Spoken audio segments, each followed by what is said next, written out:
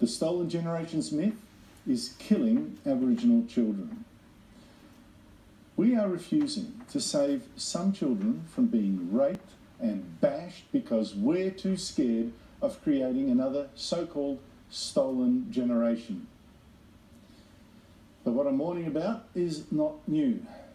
2 years ago, Western Australia's Chief Justice, Wayne Martin, said the very same thing to a Senate committee. He said, there has been an overreaction to the stolen generation which has resulted in people being too willing to allow Aboriginal children to remain in environments that they would not allow non-Aboriginal children to remain in.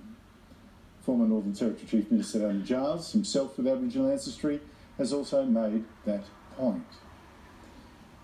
Now, what makes this tragedy, this racism, even sicker is that the stolen generation, I think, is a myth. I know people will be outraged by me saying that. I know that politicians and most journalists insist stolen generations is real and it was a scandal. We apologise, especially for the removal of Aboriginal and Torres Strait Islander children from their families, their communities and their country. For the pain, suffering and hurt of these stolen generations, their descendants and for their families left behind, we say sorry. It was a Human Rights Commission inquiry 2 decades ago that claimed up to 100,000 children were stolen from their parents for racist reasons because they were Aboriginal. But here's the strange thing. Courts hearing claims for compensation can't find these children. In the first federal court test case, the court ruled that neither of the 2 Northern Territory claimants was stolen.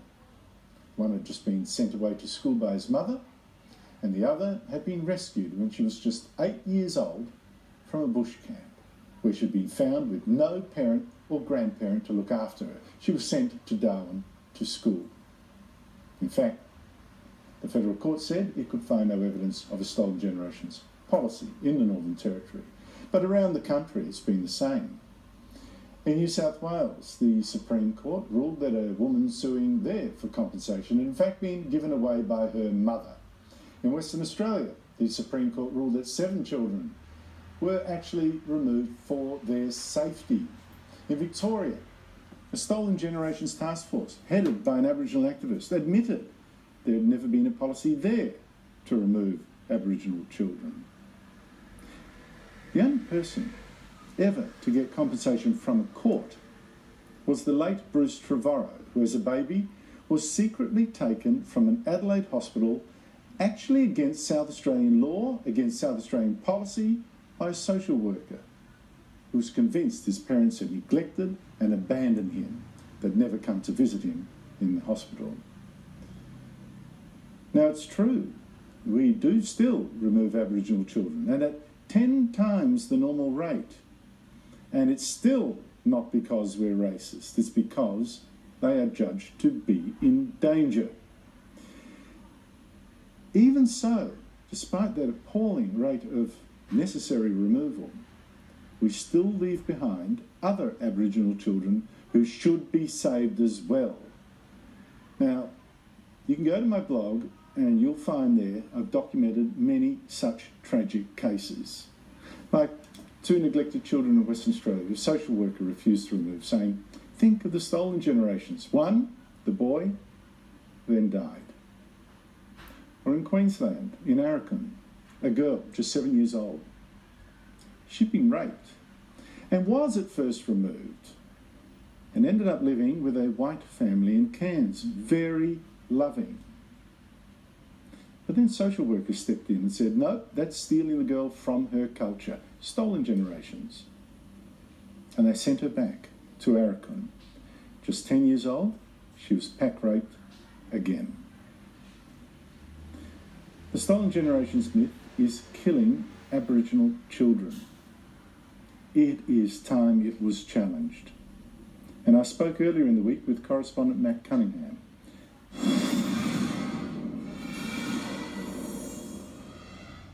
Today at the Royal Commission, we heard from Hilary Hannam, who was the former Chief Magistrate here in the Northern Territory between 2010 and 2013, and she actually raised that issue that you're talking about. She said she had concerns that some children in the system were not being, their cases were not being properly investigated. In fact, she raised the case of one 5-year-old girl who she said there had been 10 notifications made to authorities by the time she was 5 years old, and yet none of those had been deemed serious enough to investigate. Now, some of those cases were in fact quite shocking, and she detailed some of them today.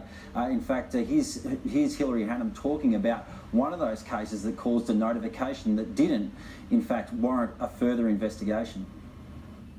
One of the notifications that did not meet the threshold was when this child was almost 5. She'd been seen with a large head injury on the first day that she'd presented to school, and that was some months after the school year attended, and she was unclean and she smelt like faeces. Now, that wasn't seen as meeting the threshold for harm. She went on, Andrew, to say that just a couple of weeks later there was a further report that same child had been sexually abused, although they were unable to substantiate it. That again wasn't enough to warrant further investigation. Then a couple of weeks after that, that same girl ended up being taken to hospital with a broken arm. Now, when she got there, health staff decided they were suspicious that her arm hadn't just been broken, that it had been broken for quite some time. Hilary Hannam said when her parents, her family were questioned about that, they ended up taking off and leaving the girl there. The girl remained there for 2 weeks with a bone infection, and it was only then that her case was warranted, deemed to be serious enough for it to be further investigated and for her to be removed from her family. Matt, what has really worried me, though, is that we're seeing people take up the Stolen Generations cry again. There's, I think, a movement called Grannies Against Removal in New South Wales. We saw an independent MP, the Northern Territory Parliament, a member for, I think, Arnhem Land, suggesting that these children were being removed for no good reason, taken from their culture, etc., etc.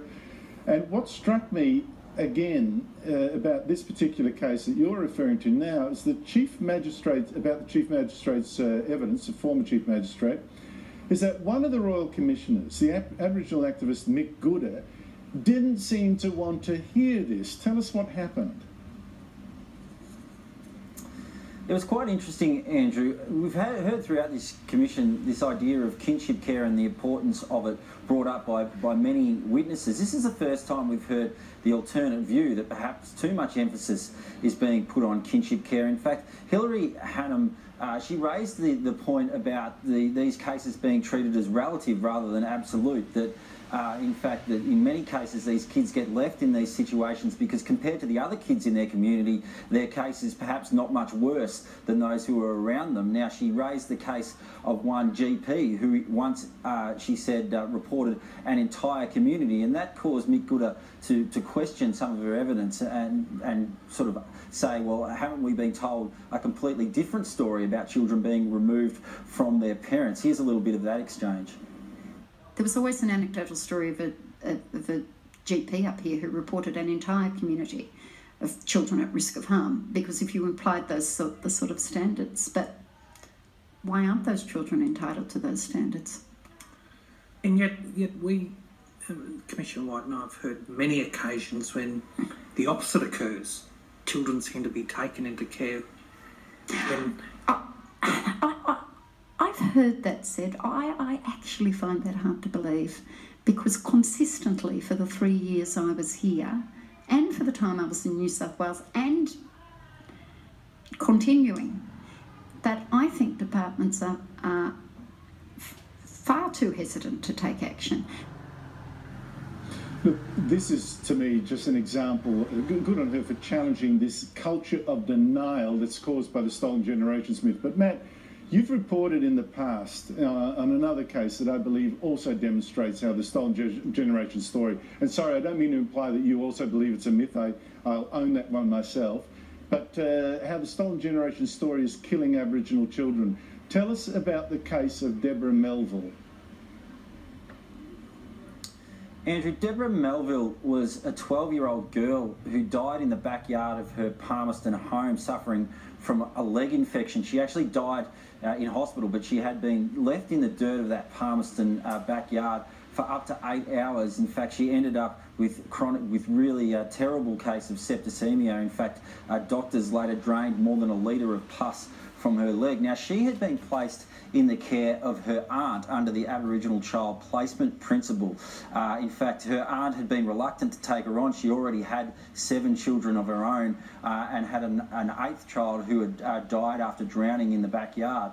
But authorities still deemed that she was the best family to take on Deborah Melville, primarily because they were putting emphasis on that Aboriginal Child Placement Principle, which says that a child that is removed from an Aboriginal family should, in the first instance, go to another family member and only as a matter of last resort be placed with a non-Indigenous family. Now, that decision was criticised by the coroner Greg Kavanagh when he conducted a coronial inquest into the death of Deborah Melville. He said that too much emphasis seemed to be being placed on this Aboriginal Child Placement Principle. Now, I made the point late last year that the Royal Commission is hearing much evidence about the Aboriginal Child Placement Principle, about kinship care and about the importance of it, yet to this point it hadn't heard any of the alternative view, which is that which was put forward by Hilary Hannam today, and hopefully at some stage will also be put forward by the coroner Greg Kavanagh if he is also called to give evidence to this Royal Commission.